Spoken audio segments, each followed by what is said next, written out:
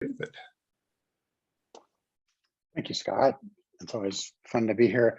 I wanted to do kind of a new spin on the topic we've talked about before, but it's always relevant, I think, to addiction and recovery. And that's the idea of procrastination and kind of putting things off and how that relates to both addiction and recovery. Because I think it's such a common thing, and it can range from stupid stuff, right? Little things in our lives. I need to clean out that closet or order new something or other, but it can also be the major stuff, right? I put off getting a recovery for several years, I think, when I really knew I needed to, but it's just like never seemed like quite the right moment. I have had a big stressful event coming up in a month, so I don't want to start recovery now. And there was always a reason and an excuse to kind of put it off. And that's really what procrastination is. So to define it specifically, procrastination is really this automatic, and that's true. Our brains just go there, right? Once we learn how to do it, it's not a conscious thing saying, I'm going to put that off. The ball starts rolling automatically. So it's an automatic negative problem habit. It's a habit of needlessly just kind of postponing, delaying, putting off relevant activity. And a lot of us attribute causes to that as possible solutions, like, well, it's a time management issue. And in most cases, in almost all cases, frankly, procrastination is not about time management. Procrastination is actually much more complex and subtle. And so I want to kind of break down, if we peel away the external kind of covering of procrastination and look what are the insides of it. There's three main elements, right? And those three elements are an emotion, a thought, and a behavior. And so the emotion that we typically get with procrastination is a negative one, obviously. Ranges from a whisper, kind of a slight little thing, to a full-blown panic, right? Whatever the situation is that we don't want to face or deal with, it can be mildly annoying or really, really upsetting. But either way, the strength of that upset can still trigger a procrastination. It can have a thought. These are negative thoughts that kind of fuel and feed the habit of putting things off. So something like, well, I'll fix the problem later. Or I just don't think I can handle this right now. I'm too overwhelmed. Or that's not such a big deal. I'll deal with that when I have more time. Whatever we rationalize, just shoving this ahead into the future with these kind of negative thoughts that we tell ourselves to kind of calm ourselves down. And then the behavior. So we have a feeling, a thought. The behavior then is some kind of diversionary activity. We don't sit around and mope about what we're not doing, what we do sometimes, but what we more often do is some kind of diversionary behavior. We would do something else to distract ourselves. And that's often part of the rationale too, by the way. Well, I'll do that other thing I'm putting off later, but right now I can do this. And I don't know about you, Scott, when I'm doing a creative process, sometimes I'm putting off my main goal, I do amazing work on all the stuff around the edges, right? I do articles and stuff, and I really should be working on the book. So element of emotion, behavior, and thought. Now, these often typically then are overlaid onto other negative thoughts that are all wound up with addiction and our self-concept and what a therapist would call agency. Do I feel I have the capability of actually making change in my life, or am I kind of more of a passive person in my life? So all these things really come down to basically a failure to control the situation, and they typically get worse. Procrastination really never helps anything. I'd mentioned time management before, because oftentimes that's the logical solution. Well, if I just had more time, I'd be able to do these things. And research shows that it's not really a matter of time. Although, interestingly, there are a couple of time management skills that can actually be helpful sometimes with procrastination. Two of them. One is scheduling. So the ability to schedule. So if I'm putting something off, it might be helpful to say, okay, as much as I dread doing this, at 10 o'clock tomorrow morning, I'm going to take this on. And kind of schedule in the work, so it's not a spontaneous spur of the moment thing. But the other thing is setting priorities. What is that I really need to do? Is that closet really as important as doing my 4-step inventory or working on my formal disclosure or whatever? So I think we have to kind of prioritize well and rethink what we're doing and where we're going. So when we finally realize we have to take on procrastination, we have to really address those three things I talked about, right? The emotions, the thoughts, and the behaviors. And so, first of all, the emotion. I think one of the things we know about intensity addictions like sex addiction, porn addiction, chemsex addiction is there's a real intolerance for low energy situations and moods, for boredom, for empty space, even for relaxation. People have a hard time if they're used to fueling their system with intensity to kind of sit still or to have an hour or two when they're not doing anything. So really learning how to strengthen that muscle you have of being able to tolerate being bored.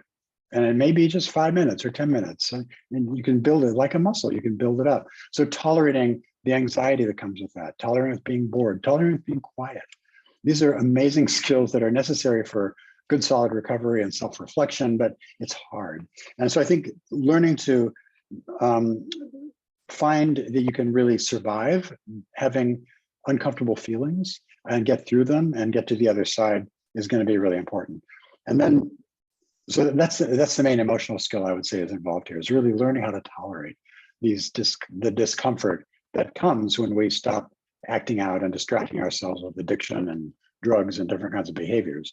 So that's one thing. The thoughts, we have to really look at our cognitions, our thoughts, and really think about changing them.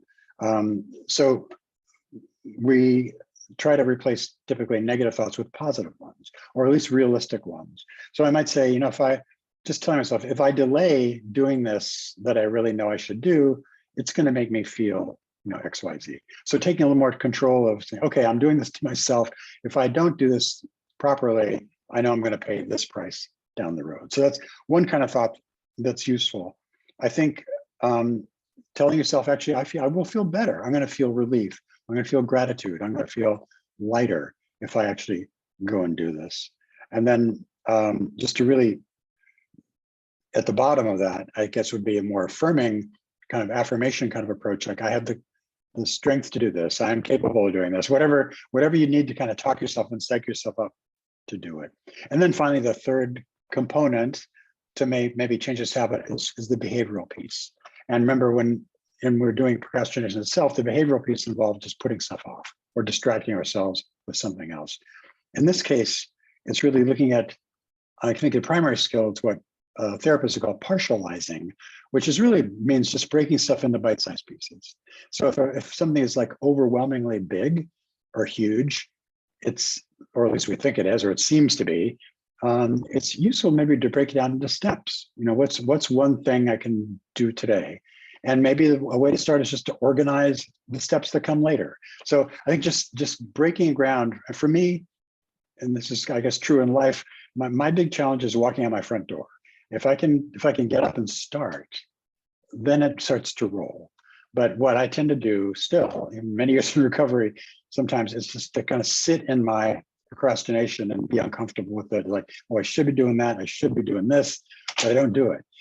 And I know as soon as I do, I start to feel better. But oftentimes the way to do that is, and I'll do this also when I write. If I'm really struggling with starting writing, I'll set a timer. I say, okay, I can sit here for an hour. I can tolerate an hour and do that. And almost always, once I start something, I get engaged, and suddenly it's 3 hours later and I haven't noticed. So I think just getting started with that partializing thing is really, really important. And so then I guess just to close here, in terms of relapse prevention, just to really have this ongoing inventory of these three elements, right? What are the emotions I'm feeling? What are the thoughts, and what are the behaviors?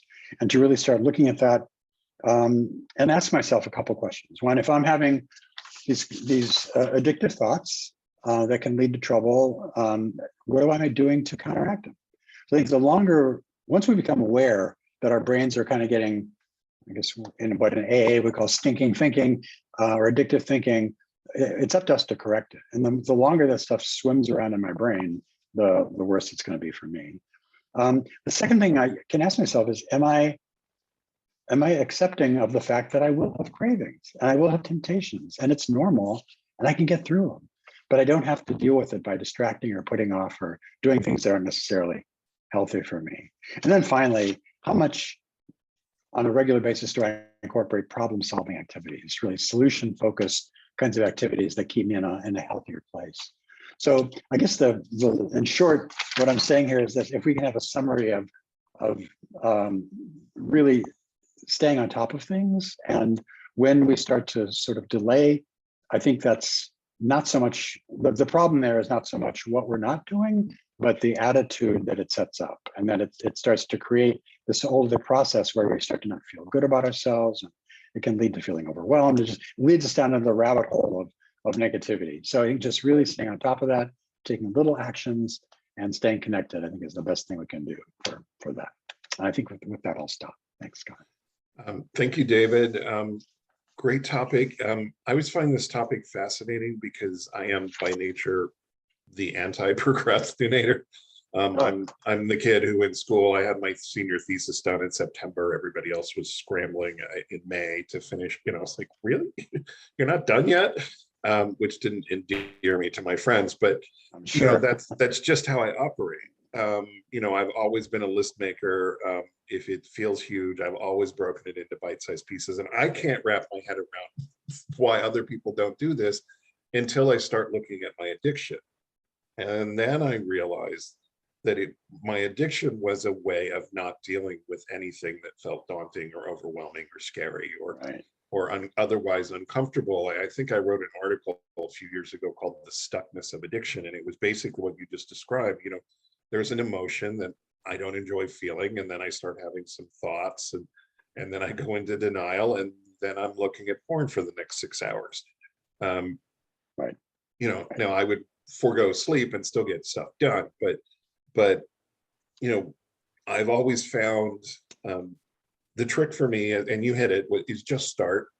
You know, either under my own name or someone else's name. I've written over 30 books, and every time I sit down and at that very first page of blank page, and I think, okay, just write one sentence.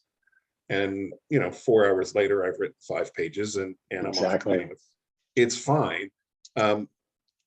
What I wanted to hit on was, you mentioned that our behavior when we're procrastinating is to engage in a diversionary activity rather than sitting around moping. Except I'm working with a couple of guys right now in one of the drop-in groups, and they sit around and mope. They don't even, they're staying sober. They're not engaging in a diversionary tactic, but they just sit around and mope. And you know, it's like talking to Eeyore from the Winnie the Pooh thing. It's like, oh, and it drives me bananas. And I don't know what to do. So how can I help these guys? Well, you know, if they're on here asking this question, what should they do? You know, I guess the therapist in me says to really approach that with paradoxically, meaning kind of say, okay, what's the payoff in staying stuck? You know, what's the payoff in sitting around moping? What are you getting out of this? Because there's some motivation to stay there, right? Beyond maybe just putting off whatever they're supposed to be doing.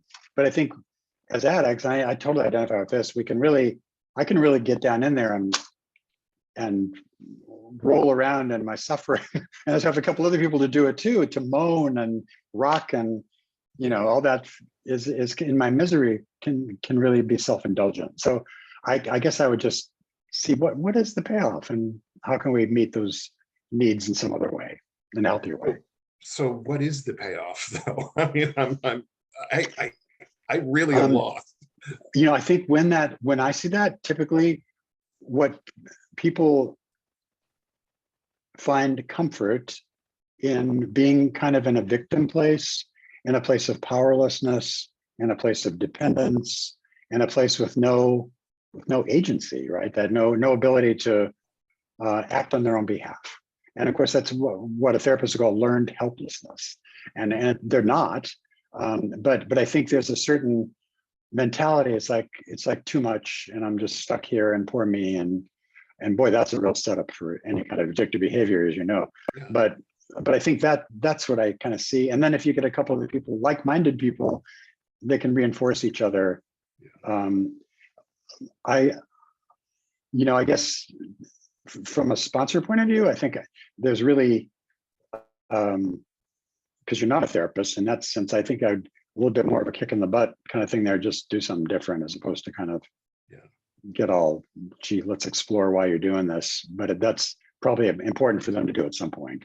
Yeah, but I mean, they just need to stop. I'll talk about obstacle immunity, and there's a great podcast called The Obstacle is the Way for people who are feeling stuck. And I see their eyes light up, and then we come back to next week, and it's like, oh, same thing. So anyway, okay, enough for me. We got a bunch of questions already. My sex addict partner has been in recovery for 6 months. He says he has sobriety. He has a professional career with much power and has used this as part of his acting out with young women under his authority. He still goes through these patterns of escalation where he's absorbed with his work, he's distracted, and he's emotionally unavailable for me for up to a week at a time. Is his career contributing to his pattern of behavior in terms of his acting out? Will this eventually stop the longer he is in recovery? He finally has a CSAT and goes to, I don't know if this is one or more SAA meetings each week.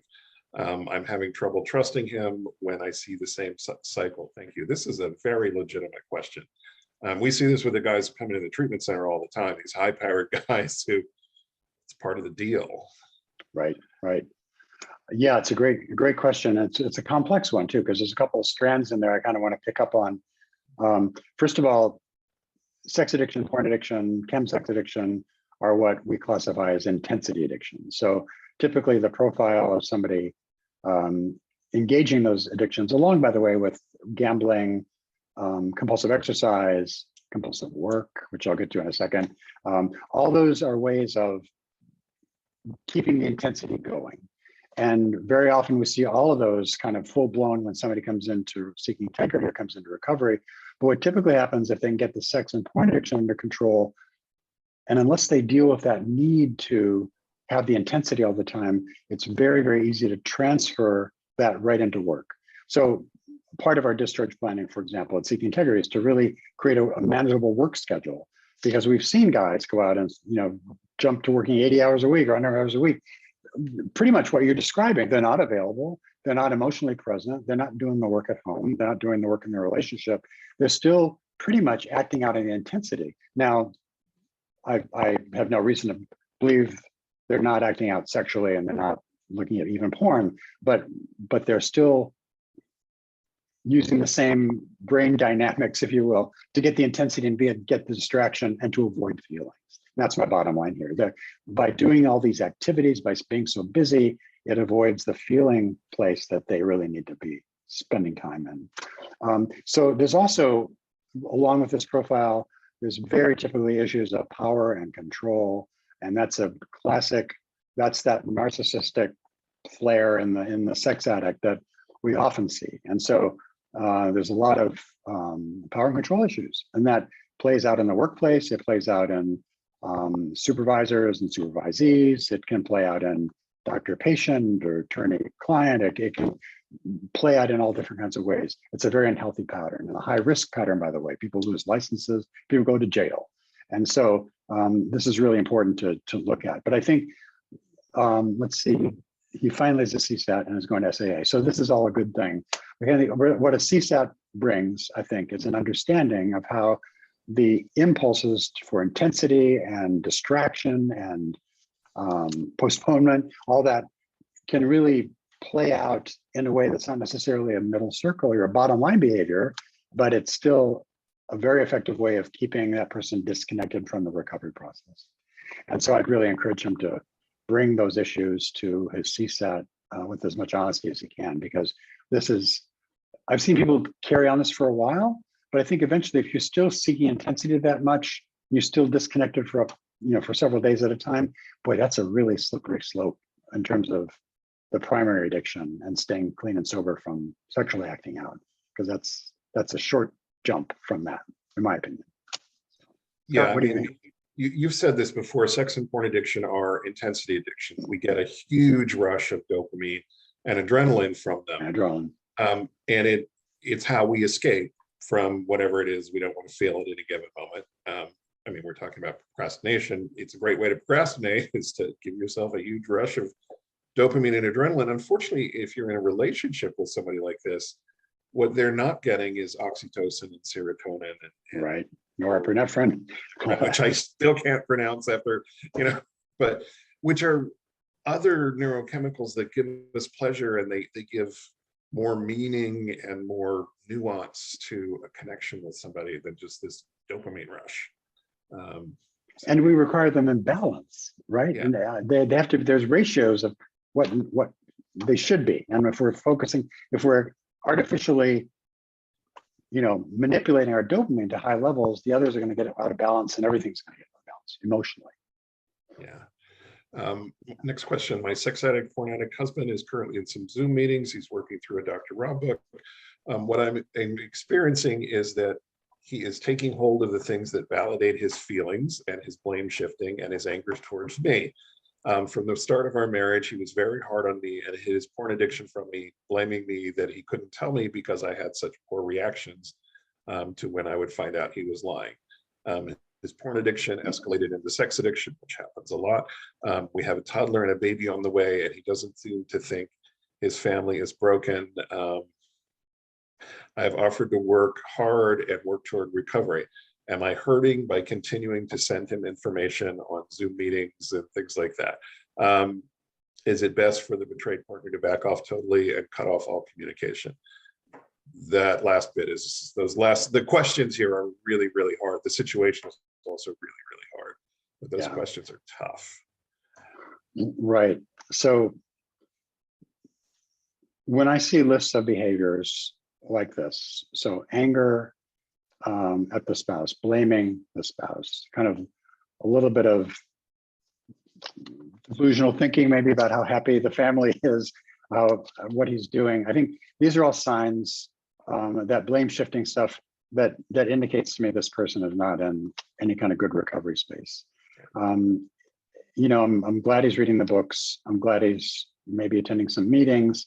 What I don't see here is 12-step program, any kind of recovery program. I don't see therapy. I don't see a lot of the really serious addiction recovery activities that I need to see, right? To think this person is really serious about the recovery. And I think, we have oftentimes, I think it's probably almost a phase of the recovery process. The clients that finally get to us often will say, well, they had gone through a year or two of a period like this where they were kind of literally, and the phrase everybody uses, checking the boxes, right? Well, my wife wants to go to a Zoom meeting, I'll do that. I'll read this book. And honestly, if people could read a book and get the answers they need, we wouldn't be here. We'd be doing more books. So I think these are all signs that something needs to change, in my opinion. And so I think, the choices then you're faced with, and I'm sorry, because this is a tough spot because you have two very small kids, one on the way, in fact. So I guess this comes down to you and the level of support you have for you. And I think if you don't, I would encourage you to get a CSAT who understands partner trauma, who works with partners, because I think you need perhaps some guidance in terms of what's appropriate. And also, by the way, going to other groups on sexual relationship healing with other partners, so you can hear first-person experiences of other spouses who've gone through these kind of dynamics. But I think what I would think needs to happen is that you need to get support, good advice, and then you need to establish some boundaries. And those boundaries are going to, remember, boundaries are meant to protect us. And the thing about boundaries is that they're really important to be clear about, but they're even more important to follow through if you have to pull the trigger on them. So these are where you're talking about some very serious consequences, right? Cutting off communication and so on. That may not be what you need to do, but I think you need some consultation with a CSAT who can help guide you in establishing boundaries so you can keep you and your children safe. I mean, talking about emotionally safe. Yeah. And also it'll send a clear message that this is not good enough, frankly. So that would be my recommendation, is to get the support you need to get clear on what you need to do. I think probably to throw this dynamic you guys are in kind of a little off center and initiate some kind of change, that's unfortunately probably going to be you setting some kind of boundary, saying, no, this is not okay anymore. This is what needs to happen, or else. And I don't know what that or else is, but that's where you can get some help putting that together. Yeah, and in the chat feature, we got a little ad. He refuses to do therapy, see a psychologist. He's signed up for the sex addiction level 1 work group, the online work group that I teach. We've met once with this particular group. This is the kind of stuff, as I was reading that question, I thought, my God, he's doing all of this on his own. So I'm glad to find out that this is somebody that has signed up for a group setting. Yeah, for sure. There's power in that in terms of breaking through the denial and stopping the blame shifting and the anger, but it's going to be a gradual process. It's not going to happen overnight. But we do see that happen. I will say, we have admissions from people out of those groups, because it does, and I think, I know, Scott, you've done it firsthand, but my impression is that these guys see other guys and hear themselves in what these other guys are saying, right? And they can see it somehow and identify and see, oh yeah, maybe I need to change something. Yeah, and that's really it. The group setting is when something clicks, when somebody else says it, or when somebody else is doing the blaming, and you're like, blaming your problems on your wife, and then they're like, oh crap, I am also blaming my problems on my wife. There's something really incredibly powerful about that. So yeah, I'm glad he's in the work group. And he may need more help than that. It's available if he needs it. So Exactly. is procrastination a sign of ADHD? Oh, great question. Yeah, so attention deficit hyperactivity disorder, which, by the way, is quite common as a co-occurring disorder with addiction, particularly sex and porn addiction. There's some studies as high as 20-30% of people in sex addiction and porn addiction have ADHD or some form of it. I'm always a little dubious about ADHD statistics, because somehow people, how they measure it, how they define it, and how they diagnose it is kind of all over the place. So, but I think generally, in my experience, just talking to people over the years, thousands of people, I think probably that the 28% number is not so far off.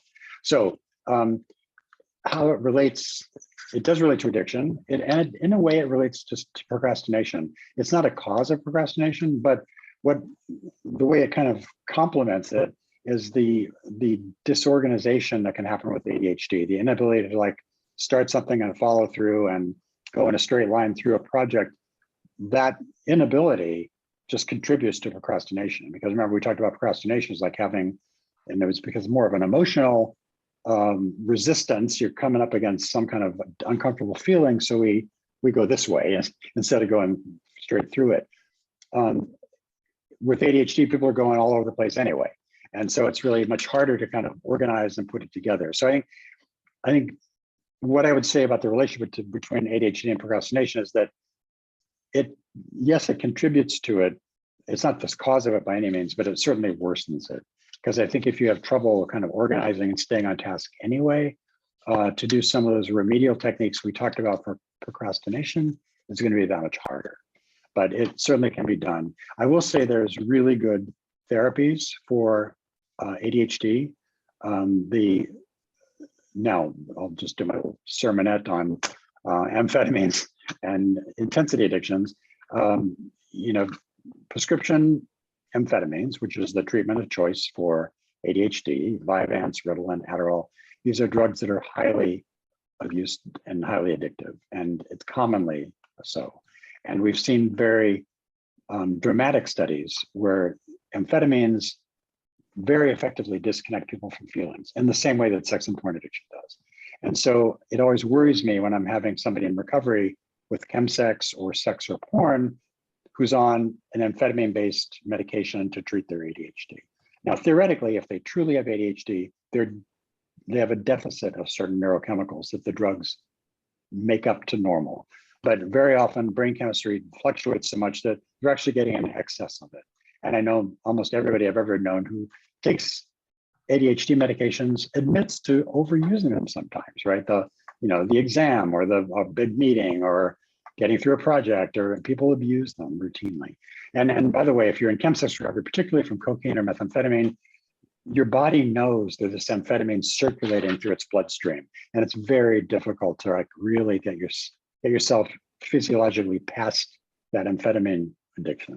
So all that said, there are non-amphetamine medications like Strattera, and there's more all the time. Plus, we know that ADHD responds very well to certain kinds of cognitive behavioral therapy and even some SSRIs that aren't. So there's a lot of options. So I really, this is one of those things where a lot of primary care docs take on ADHD, I suggest you really pay for a psych consult. Get somebody that really knows the ins and outs of these medications to see what you can do to help yourself. If that's it. Next question is related. Are addiction and ADD the same thing, or are they different issues that can be co-occurring? I think that's an easy answer for you, David. Yeah, I mean, they're definitely co-occurring. And we, as I say, we see a lot of it. ADHD is not a kind of addiction, but boy, they sure feed off each other and make one possible for sure. You can have one without the other. You can have the other without the one, or you can have them both, but they're Exactly. different diagnoses. Totally, yes. Different symptoms. What are some techniques for training your tolerance for uncomfortable emotions? Great question. Yeah, indeed. So this is a classic problem for intensity addictions, right? Because that intolerance for being uncomfortable. And so what I found, basically a couple of things, and I always talk about mindfulness, but mindfulness and just the term can cause kind of terror, and the intensity addict is because mindfulness involves, by definition, being still and focusing. And it's not, I think people overcomplicate it, much like they do meditation. For me, mindfulness is simply being aware. It's being in the present. It's noticing what's happening around me outside. It's noticing what's happening inside. And it's noticing all of that without judging it. Like, so I'm not saying, gee, I'm having this reaction to the situation. That's stupid. You know, we just leave all the judgments out of it. Just say, gee, I'm having a reaction to the situation. I must be stressed. And I'm feeling that stress in kind of my stomach right now. But I also am hearing the birds as I'm walking, you know, just be aware of stuff. What that does, just by noticing, over time, we start to really focus in on body sensations, on thoughts, on feelings, internal, external. These are all the things that trigger our addictive behaviors. And so just by learning to notice and observe them, suddenly we're starting to see patterns. We have a choice, because much of addictive patterns and much of procrastination, as I mentioned in the beginning, these are automatic thoughts. These happen automatically. We don't even choose it sometimes. It's just our brains go there. And what mindfulness does over time gives us the opportunity to make a choice. So if it slows if you can imagine slowing a film down to frame by frame, right? And so there's a moment when we're in our addiction, suddenly we can find ourselves going full blast, you know, down a slippery slope somewhere without even knowing, God, how did I even get here? The fantasy, suddenly it was full blown and I was off and running. With mindfulness, it can actually slow that down. So you see that one frame in the film where you can go to plan B. You can do plan A, plan B, and now you have a choice. Instead of going down the addiction route, you can actually, you're self-aware enough to like choose something else. So this ability for mindfulness is critical in terms of the same idea of tolerating. It's like noticing what's going on. What situations do I find most distressing? You know, is it just simply boredom, or is it waiting for something, or is it uncertainty, or what's the flavor of the discomfort? And once we really identify our own specific patterns, then we can start to practice tolerating. And I talked about sometimes if I'm resisting a writing project, I'll set a timer for an hour. I ask my clients who are practicing, trying to build this skill, set your timer for 5 minutes, literally 5 minutes, and see if you can just sit there and just notice what you see. And if you drift, pull yourself back gently and focus. And just over time, it's a skill. And people can go from 5 minutes to 10 minutes to an hour, and probably not more than an hour, frankly. But it does happen. And that's the way. And in that time while I'm sitting there in the 5 minutes, you know, you may find yourself getting really, really anxious or really uncomfortable, or suddenly, God, I'm so lonely. So these random thoughts kind of come in that you realize we're being held at bay by the busyness. And those are the feelings that addicts don't want to feel. But when you're in that position of power, observing, you can observe those feelings and then do something with them. You don't have to be victimized or crippled by them. So it's basically practicing sitting still. There's a very short way of saying what I just said, and tolerating what's going on and going through it. The key, and this is true for cravings and triggers too, by the way, the key is to learn, I don't have to succumb to this. I can ride this out. You know, we know that cravings and triggers are like waves. They go up and up and up. And on that upward climb, well, it's getting stronger and stronger. And we're thinking, oh my God, I'm not going to survive this. I've got to go, look at porn or act out or do something. Eventually it will peak and it'll pass. It'll start to diminish and recede. And one of the ways we can save ourselves is just like, okay, I can get through this. And there's things I can do. I don't just sit here and be victimized by it. I can make a call. I can make 3 calls. I can go out and take a walk. I can do something. But I think it's that ability to do something and change and not be paralyzed or frozen by the stuff that was previously overwhelming is the key. Yeah, thank you for adding that last bit, because I was going to have to say, for addicts in early recovery, sitting there and tolerating your feelings and your emotion can be our normal response to that is to act out. Right. I'm going to go look at porn. I can't take this anymore. So ideally, we want to be able to sit there and tolerate our emotions and recognize we don't have to act on them and sit through them and process them and all of that good stuff. That is what really, really healthy people do. Me, even after 20 years of recovery, I pretty much just pick up the phone right away, or I do a gratitude list right away, or I find something in my outer circle, which is healthy behaviors that sex addicts can turn to. I just take a contrary action. I'm still not very good at mindfulness. I'm getting better at it. The more time I spend with David, the more time I spend working on mindfulness, because he's big on mindfulness, and it does work, but it takes a lot of practice for me anyway. Right, and somebody in early recovery is not a good candidate for Zen master, right? And so you can't sit there. You need to really take the action. I agree with that totally. So, okay, next question here. I have found that having structure is good for an addict, but can having too much structure make it a prison? How do we find balance when the definition of being an addict is lacking moderation? Great question. That is a great question. And it's really true that structure is critical here. And that's one of the things I think clients are struck with when they come to Seeking Integrity is that the program day is very highly structured. And so it's pretty predictable. And that's helpful for people to know what's next and know what's expected. And I think that's probably different than most addicts' lives before they get to Seeking Integrity, because at least my life before recovery was very chaotic and unpredictable and messy and not leading anywhere. It's just kind of a lot of drama, it seemed, going in circles. So I think structure is critical, but you raised a really important point in that we don't want to become so over controlling. And I'm reminded of New Year's resolutions, right? Where people make these enthusiastic plans about what they're going to do this year and, run 5 miles a day and do exercise, eat so many calories and do this and that. And they do it for a day or two and it becomes so overwhelming, they just stop the whole thing. It all collapses. And so you really want to be cautious about not setting something up that's so unrealistic that it's just going to crash and burn. And so I think finding that middle ground, right? Having enough structure, but having space in your day, because, we talked about boredom and low energy situations as a relapse risk that people just aren't tolerant of, addicts. But so the solution is not to schedule yourself every waking moment to do something, right? We need downtime. We need time by ourselves. And so what I like to do in terms of looking at structure, and by the way, I think it's always helpful to get other eyes and other opinions on these things, just to get a second opinion.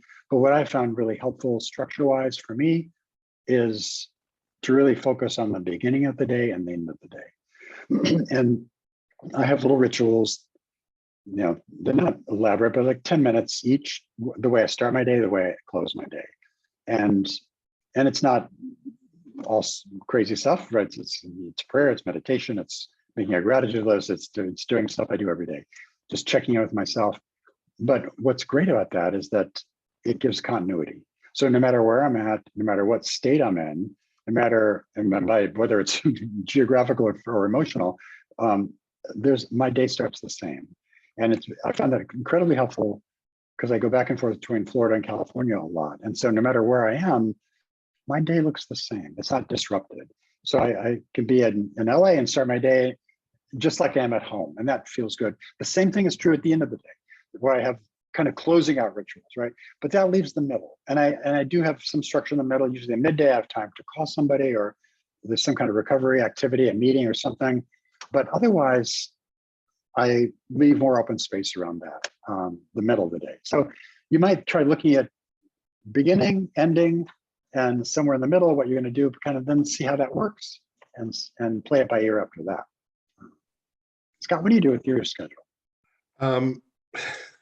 When I first started working from home, I found myself working 12 hours a day, 7 days a week for months on end.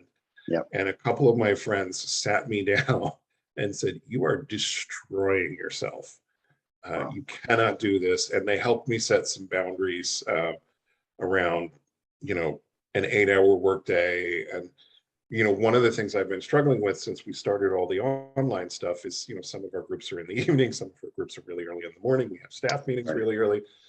Some of my days, the work stretches for 12 hours, but I try and set some boundaries around that, where I either take some time off in the middle of the day, or on one of the days when I don't have anything, I do a half day, just to keep myself sane. And I've also I'm a big list maker, and I used to have to mark off everything on my list. And I know I have finally convinced myself that it's okay if there's a few things that carry over. Yeah. Yeah. And that was a couple of years of work, lots of affirmations, there was work around that for me.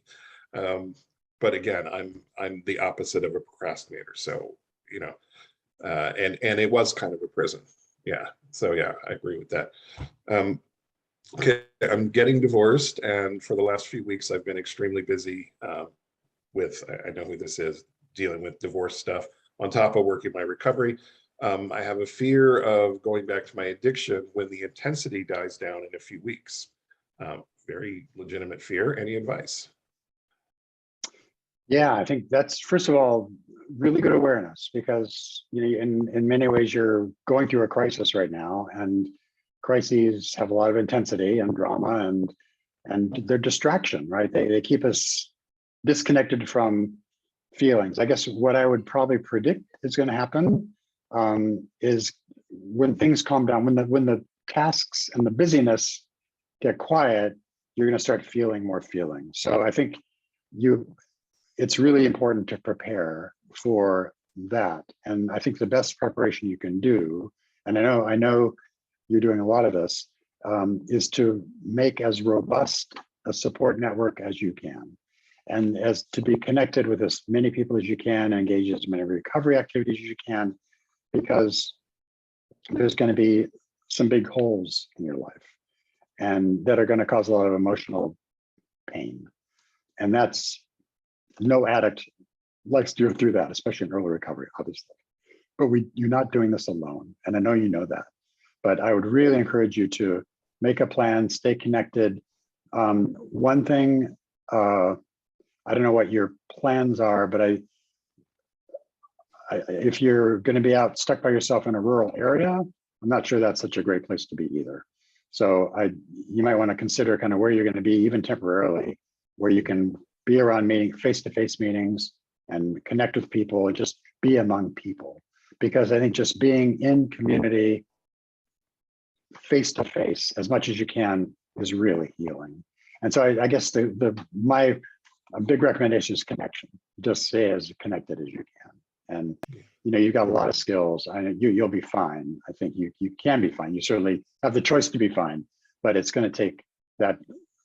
It's going to take a village, to use a tired phrase, right? To really get the support you need from everybody around you. Yeah, and dig out your circle plan, and pay particular attention to the outer circle, the green light circle, with healthy activities, and focus, a lot on, as David said, the recovery stuff and staying connected, but also focus on the fun stuff that helps you stay connected.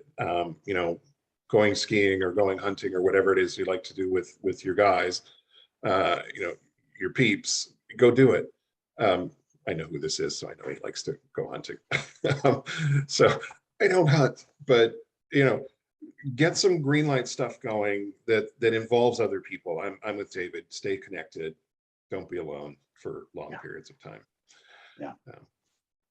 Yeah. Hello, Dr. Fawcett. How is procrastination different in addicts versus non-addicts? Interesting question. Yeah, I think, what I would say to that is that um, procrastination is just complicated by addiction. I think it's just messier because what happens, I think, in the life of an addict, instead of procrastinating, washing the car or cleaning up that closet or whatever task thing they might be putting off, they're putting off major life things.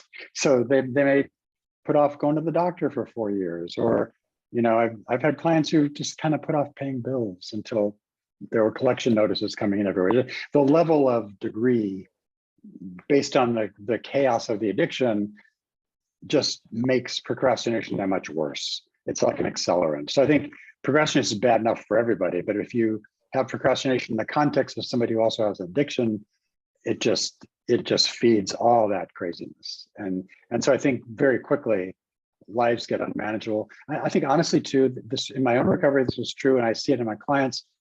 I had put off stuff so effectively in my addiction and didn't worry about it, that my first year of recovery was really a challenge because I was cleaning up major messes from everything from my teeth, because I hadn't gone to a dentist in too many years, or my health, my just self-care, my apartment clothes, everything was just kind of put off. And so I think just one of the challenges in early recovery is not just getting sober and clean, but to really start to get our lives back in a functional way.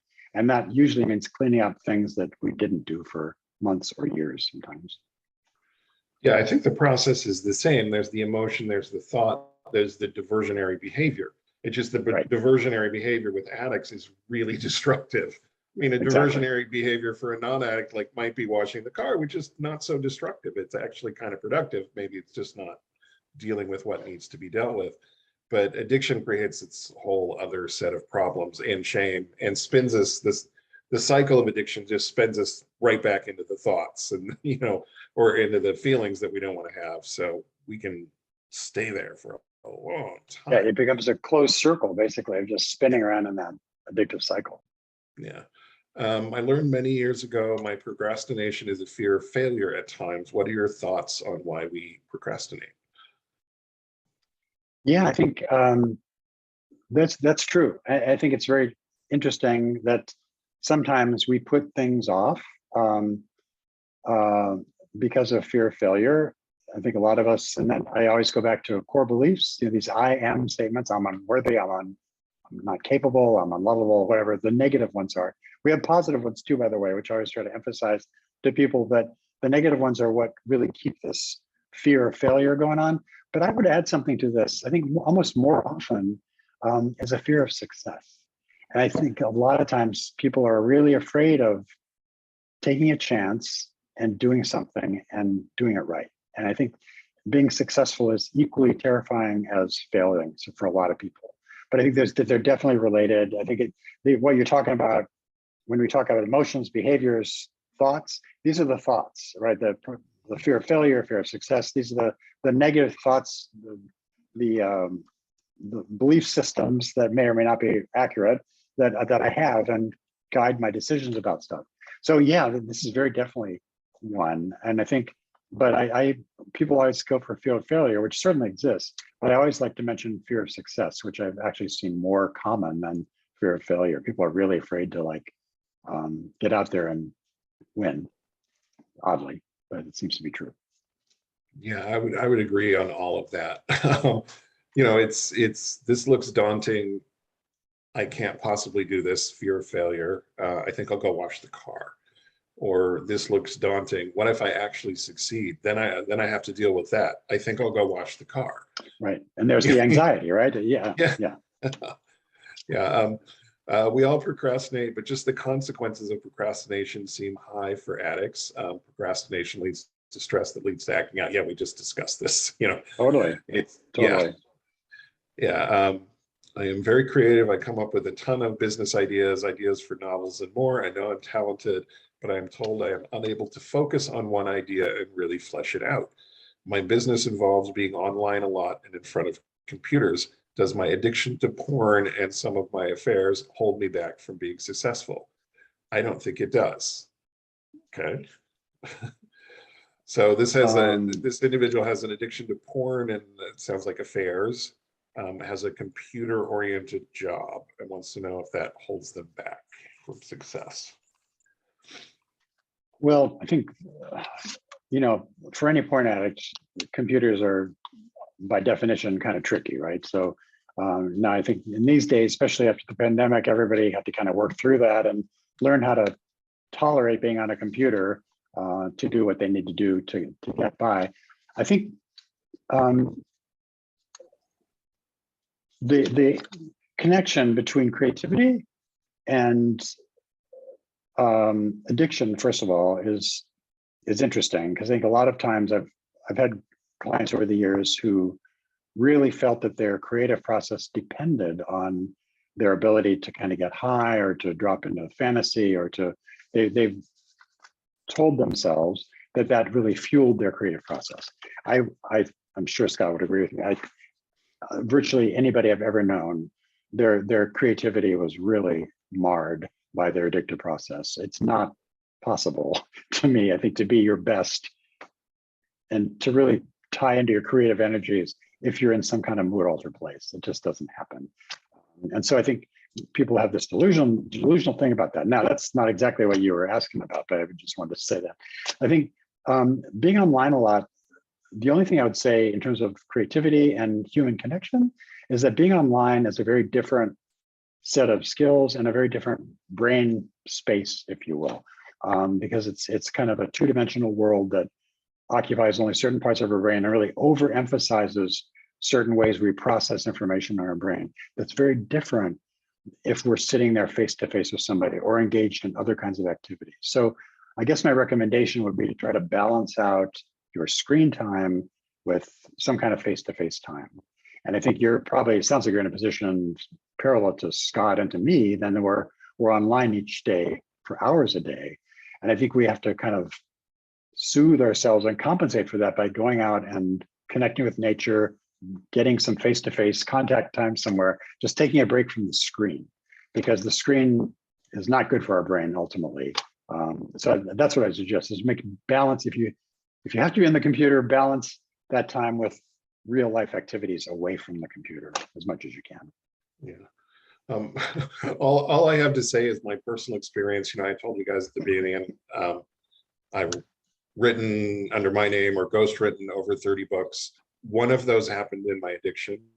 All of the rest are in sobriety. Wow, Somehow I was perfect. considerably more productive when I wasn't looking at porn for several hours a day. That's amazing. Yeah, perfect. Yeah. So yeah. I have time for one more here. I'm going to save the extra questions for next week, and we'll take those at the beginning of our Q&A next week. We've got 3 of them in there right now, and they're all really good. So we will get to them early next week. But today, can procrastination be a symptom or a withdrawal symptom of stopping acting out? Is the brain seeking stimulation by procrastinating? I assume by creating chaos by procrastinating. Yeah, I think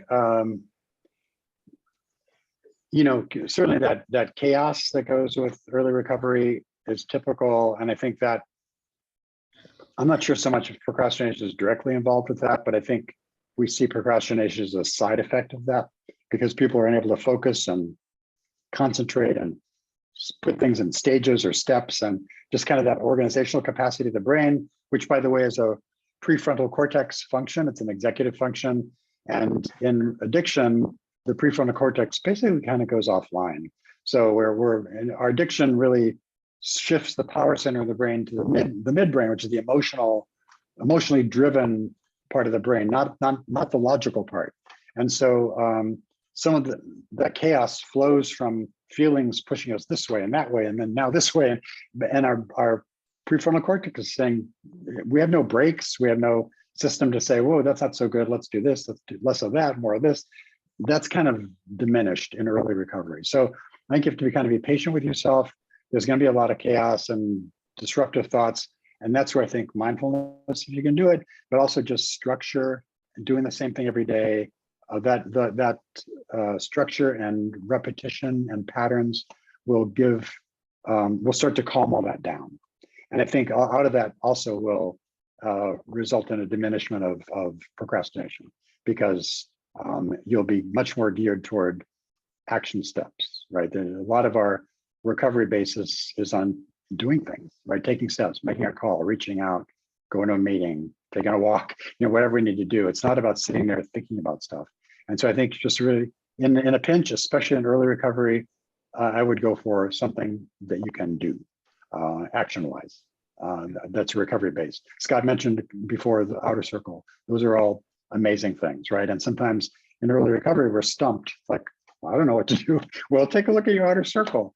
Hopefully you have a lot of stuff on there that you can do. And look, if you stay sober in early recovery, that's a win. It's a good day, even if you don't get anything else done.